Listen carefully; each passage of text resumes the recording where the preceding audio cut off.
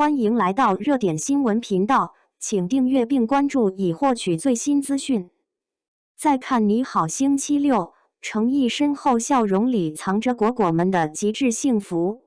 当我再次重温你好星期六的画面，恍然间，泪水模糊了视线。原来，在那一方舞台之上，诚意的身后，满满的都是我们这些果果绽放的笑容，那是幸福溢出的模样。这一次，我们不再只是想把诚意的每个瞬间记录下来，而是想把这份能陪伴他的幸福感永久珍藏。还记得正式录制前，导演一脸认真地跟果果们打招呼，温柔地提醒大家，要控制好自己的动作和表情，这样上镜的时候才会美美的。大家都乖乖点头，满口应承，心里想着一定能做到。然而，当那道熟悉又闪亮的身影诚意出现在舞台上时，所有的承诺都抛到了九霄云外。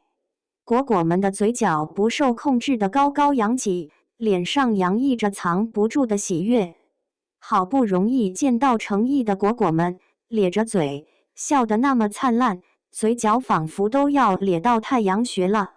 诚意每动一下，都会引起果果们的尖叫，诚意好厉害的夸赞声更是此起彼伏，拼命鼓掌，把手都拍得红彤彤的。可那疼痛在兴奋面前，根本算不了什么。有的果果因为太过激动，笑得太用力，直接导致面部肌肉拉伤。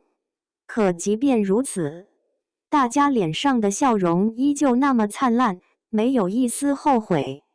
导演看着我们这副模样，无奈地摇摇头，哭笑不得地说：“好，我白嘱咐了。”等到节目正片播出，屏幕里诚意的身后是一片笑容的海洋。